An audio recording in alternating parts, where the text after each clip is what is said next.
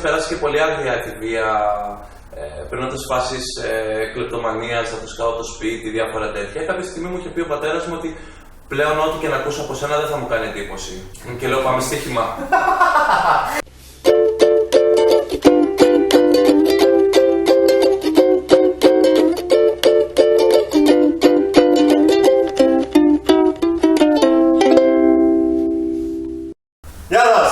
Γεια σας! Είμαι ο Δημήτρης και καλώς ήρθατε σε Sex with All. Μαζί μου καλεσμένη σήμερα είναι η Ζάκη Ο. Η Ζάκη κάνει μια δικιά της εκπομπή, το τσιπουράκι με τη Ζάκη, που ανακαλύψαμε ότι είναι ακριβώς η ίδια εκπομπή. Μόνο που αντί για νερό πίνουνε τσιπουράκι. Μέσα στην έρευνα που έκανα για την εκπομπή, που σημαίνει ότι βρήκα ένα άρθρο και το διάβασα, μιλούσε για τον drag ως αυτό, ως την αποδοχή του εαυτού σου, που ήταν κάτι μεγάλο που υπήρχε και στο Drag Race και γενικά. Είσαι ένα αγόρι που φοράει ψιλοτάκουνα και περούκες και φορέματα. Για την κοινωνία το μεγαλύτερο λάθος που θα μπορούσες να έχεις κάνει, το έχεις κάνει ήδη. Οπότε από εκεί και πέρα είσαι ελεύθερη να κάνεις τα πάντα. Ναι, δεν το έχω σκεφτεί καθόλου έτσι. Ότι... Δηλαδή είμαι ήδη ένα κινούμενο λάθος. Οπότε, σύμφωνα με τα δεδομένα της κοινωνίας. Οπότε, ό,τι και να κάνεις πέρα από αυτό, ακόμα πιο λάθος, σύμφωνα με τα κοινωνικά πρότυπα δεν μπορεί να είναι. Οπότε σου δίνει μια ελευθερία και θράσος, αν θες, να κάνεις πράγματα που δεν θα μπορούσες να κάνεις ως ο απλός καθημερινός εαυτός σου. Και αυτό είναι που σε εκκήγησε αυτό. Ναι, φυσικά. Και είναι και μια ευκαιρία να πούμε λίγο την αδιαφορά, ας πούμε, ανάμεσα σε μια drag queen και σε μια trans γυναίκα. Η drag queen είναι μια persona. Ναι, δεν είναι το ίδιο με μια trans γυναίκα. Δεν είμαι 24 ώρες το 24ωρο με γυναικεία ταυτότητα, έτσι όπως είναι μια trans γυναίκα. Δεν αισθάνομαι γυναίκα. Δεν αισθάνομαι την ανάγκη να κάνω αλλαγές στο σώμα μου. Είτε αυτό είναι ορμόνες, είτε κάποια εμβέρναση, είτε οτιδήποτε. Είναι τέχνη το drag, ναι. Είναι μια μορφή τέχνης που φυσικά μου αρέσει και φυσικά νιώθω θεά όταν ντύνομαι και βάφομαι και κάνω το show. Είναι μια πολύ ωραία χρονοβόρα διαδικασία. Ναι, τον είχα ώρα στην αναμονή τον κακομοίρη μέχρι να ετοιμαστώ και να ξεκινήσουμε την εκπομπή.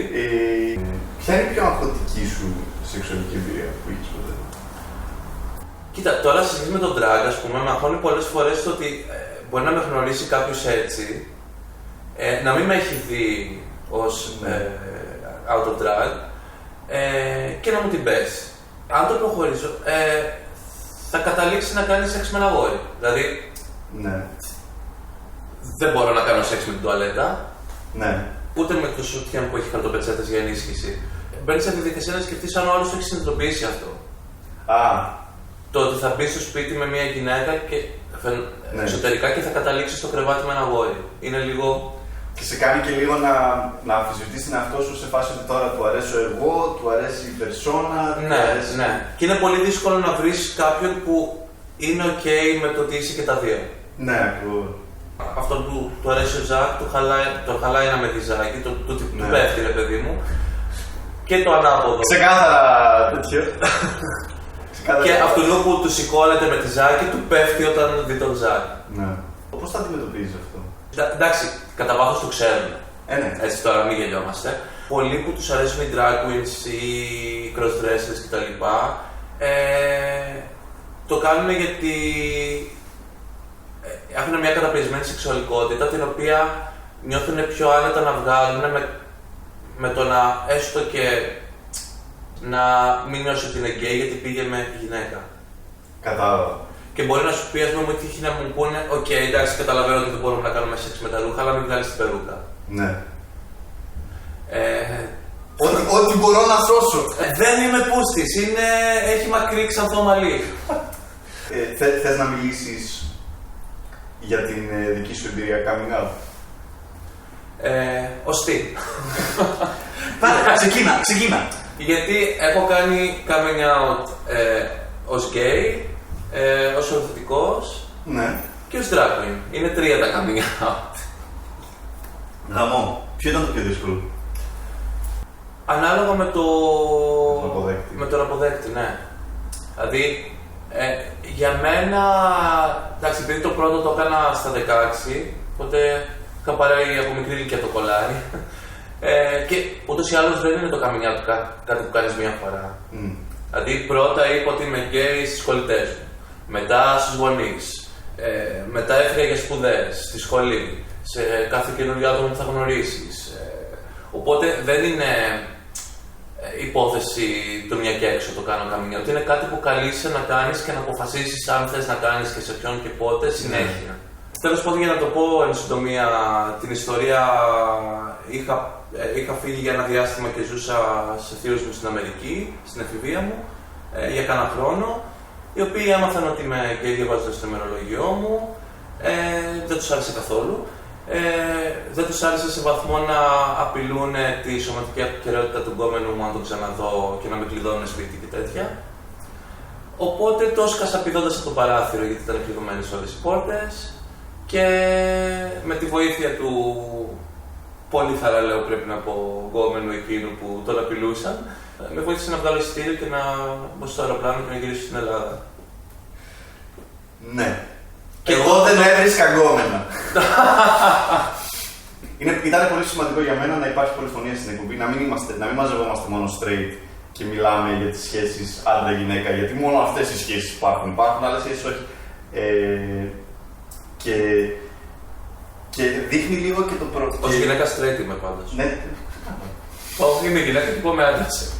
Μαζευόμασταν, ας πούμε, με τη Χρύσα Κατσαρίνη και λέγαμε τι είναι το χειρότερο πράγμα που σου έχει συμβεί όσον αφορά τη σεξουαλική σου εμπειρία και έλεγε δεν ξέραμε τι είναι το pussy farting και ότι το εδίο μπορεί να κλάσει και πόπο χάλια περάσαμε. Και μου έλεγε, και μιλώντας με άτομα της LGBTQ κοινότητας, συνειδητοποίησα ότι υπάρχει κόσμος που έχει ζήσει πολύ χειρότερα και πολύ πιο δύσκολες εμπειρίες μεγαλώνοντας ως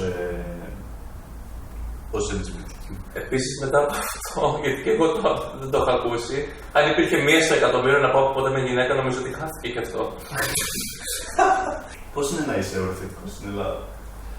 Κοίτα, έχει δύο πλευρές. Το ένα, το ιατρικό κομμάτι, το από άποψη υγείας και φυσικής κατάστασης κτλ. Είναι πολύ καλά τα πράγματα, με την έννοια ότι έχει εξελιχθεί η επιστήμη, υπάρχει φαρμακευτική αγωγή που εφόσον την ακολουθείς και την τηρείς σωστά, δεν κινδυνεύεις να νοσήσεις, κρατάει σε καταστολή τον ιό, άρα μπορείς και εσείς κανονικά και είσαι υγιής κατά τα άλλα κτλ. Απλά εφόσον τηρείς 5 πράγματα που πρέπει.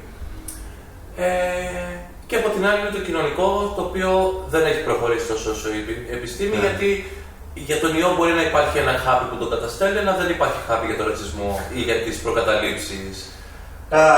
Ή δεν υπάρχει ένα χάπι που θα το πάρεις και θα αποκτήσεις ενημέρωση σχετικά με τον HIV, ώστε να μην φοβάσαι, ας πούμε. Ο φόβος και όλα αυτά οφείλεται πάρα πολύ και σε έλλειψη ενημέρωσης.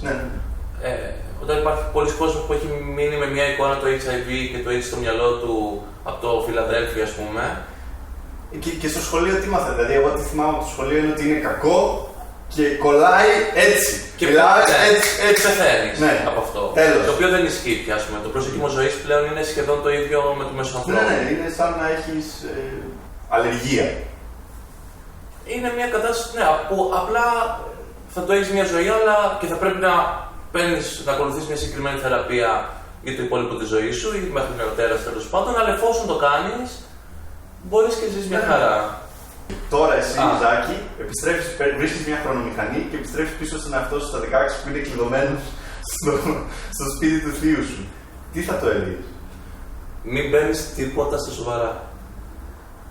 Και μην τα παίρνεις όλα τόσο προσωπικά. Αυτό. Θεωρείς ότι θα βοηθούσε? Ναι. Και ισχύει και, δηλαδή, όταν κάποιος έχει μια συμπεριφορά απέναντί σου λόγω π.χ. της σεξουαλικότητάς σου ή του τρόπου που εκφράζεις το φίλο σου, δεν απορρίπτει εσένα σαν χαρακτήρα. Οποιοδήποτε γκέι έχει απέναντί του, οποιοδήποτε λεσβία, οποιοδήποτε drag queen, οποιοδήποτε trans άτομο, εφόσον είναι ρατσιστής με αυτό, θα συμπεριφερόταν άσχημα. Οπότε δεν είναι προσωπικό. Αυτό, μην το παίρνεις προσωπικά, γιατί το άλλο είναι πρόβλημα δικό του. Ακριβώς, και είναι δικό του πρόβλημα και όχι δικό σου. Μπράβο. Πολύ σωστό. Αλήθεια. Είμαι και σοφή, εκτός από όλα τα άλλα. Ξεκάθαρα.